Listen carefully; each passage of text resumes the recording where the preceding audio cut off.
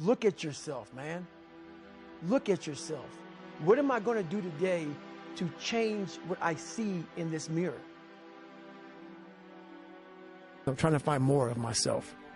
And the only way I can find more is to silence the world out as much as I can, because it's getting busier every day. It's getting faster. I put my phone away up and I go dark. I go dark a lot, and it's because I have to find out. I'm on a journey of life, and we all have a different journey. I like to take this 4-lane highway, the easy highway. We all love that 4-lane highway. We always step over the shovel. That shovel, I made my own path. But going through this path of life, this journey over here that you make yourself, that's incredibly difficult, and we're afraid. It's easier to accept the fact that I'm just not good enough. You have to go into those dark chambers that we often shut off, and you got to open them up. Fail, and you're going to be in your head. You're going to be saying, I'm not good enough. And it's how you get through that.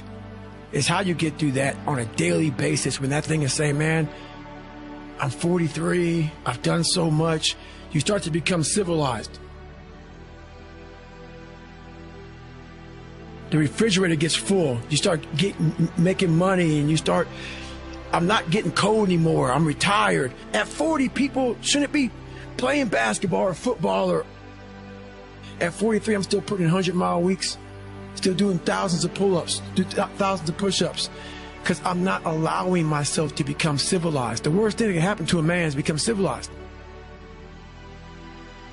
You want to be uncommon amongst uncommon people, period.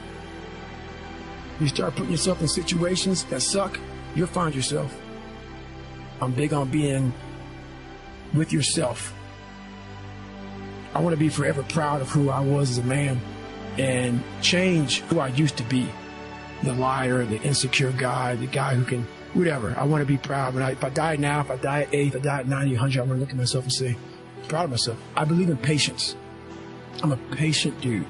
I can watch a piece of grass grow for 20 years. Because I know that it's just how you get somewhere in life. By being that monk-like mentality, being able to watch something grow very calmly, patiently. I can't go any faster.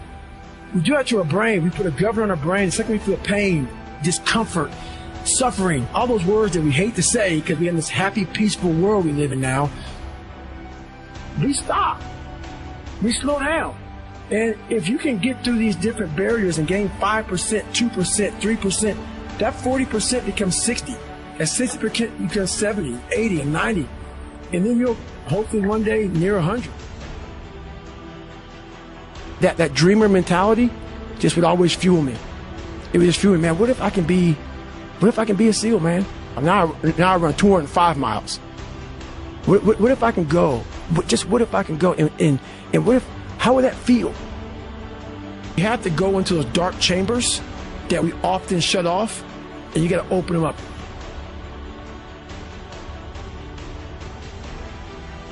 Be the hero of your own movie. If your life was a movie and it started now, forget about whatever financial disasters you've had, personal failures, relationship failures. What would the hero of your life's movie do right now? Do that. Do those things. We define ourselves far too often by our past failures. We look at our past and we say, well, that's me. That's not you. You are this person right now. You're the person who's learned from those failures, and you can choose to be the hero of your own movie right now. Write down your goals. Write down things you want to improve. Write down things you won't tolerate from yourself. Write down things you've done in the past you never want to see yourself do again. And go forth from here as the hero of your own movie. Build momentum. Build confidence and momentum with each good decision that you make from here on out. You can do it. Anyone can do it. I found peace on the opposite end of finding myself.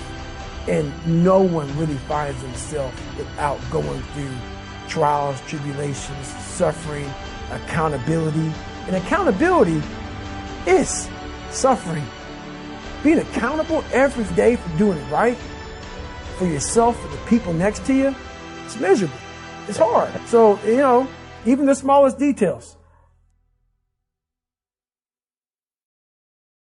I'm going to just make an addition to the thinking part. Mind, brain, body. The most primitive organism on the planet are bacteria and cells like amoeba. An amoeba has all of the functions that you have. An amoeba has a respiration, digestion, nervous system, reproduction system. An amoeba even has an immune system. So single cells are like miniature people. And in the world of an amoeba, the amoeba has to live in the world. It has to read what's going on. Is this a good place to go? Is there food here, or is there something scary? So the amoeba doesn't bounce. It moves in the direction to give life. So it has to read the environment and adjust the biology.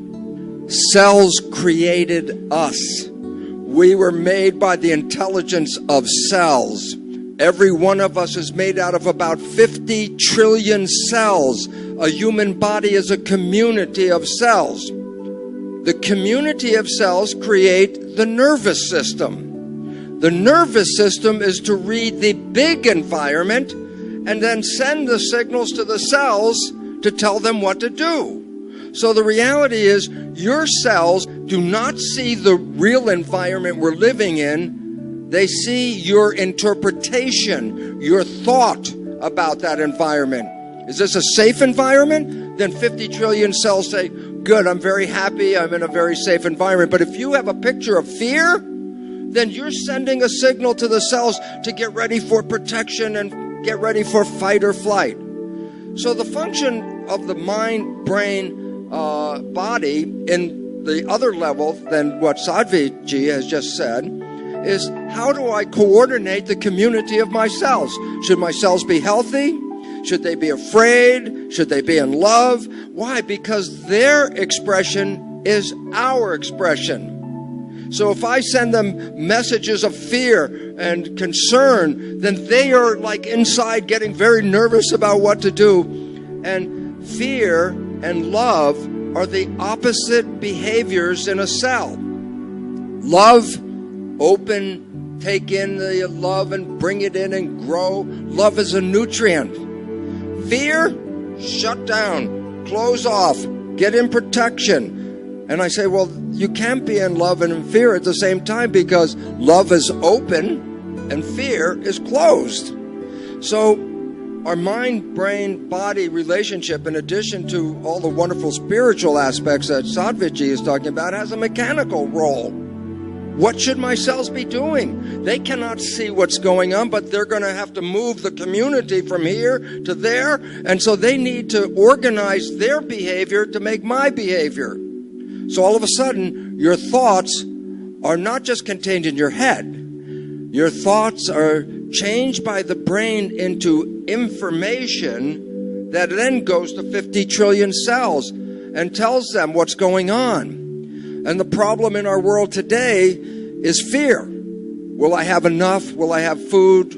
Will I have health care? Am I safe in my world? And I say, this closes the cells down, because fear means protect yourself. But you cannot live in a closed world. You have to take in nutrients. You have to take in love. You have to take in these things. And so the biggest problem on the planet today, 90% of health issues are not because there's anything physically wrong. It's because the signals that we are sending to the cells are not supporting growth, happiness, and health. And all of a sudden it says, oh my goodness, then the mind and the brain are profoundly important, because they determine everything below your head, what's going to happen. And when you live in the world of watching the news, being on the internet, reading a paper, and everyone wants to tell you, be afraid, be afraid, be afraid. That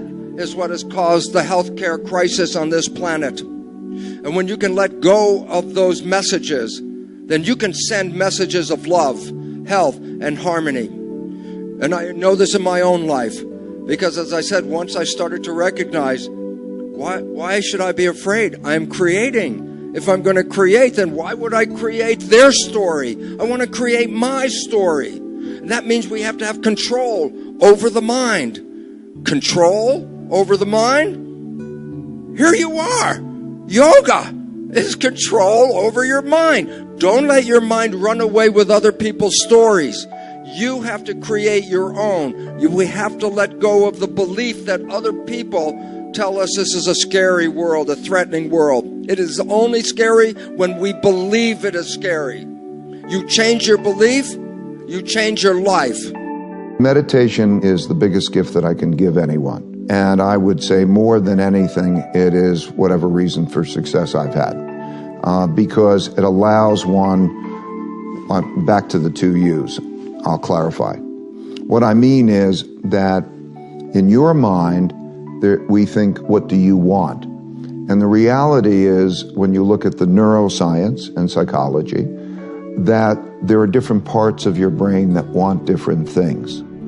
And so, in the simplest sense, there is the logical part of your brain that you're conscious of. It's called the conscious. And you think you're being logical and you want to make those decisions.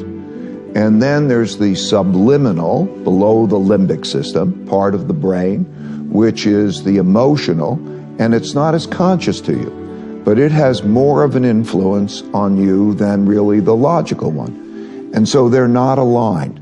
And so when you're experiencing that pain, or let's say the ego, right, there were two main things. You got an ego barrier and a blind spot barrier. If you can get past your ego barrier and you get past your blind spot barrier, you can accomplish anything, because you'll also know that you don't have to do everything, you don't have to figure it out yourself. You can take in from other people the different ways to approach things in the best possible way. And so the realization that we all are really struggling with ourselves, and to think which is in control. Meditation helps to deal with the alignment of those two things.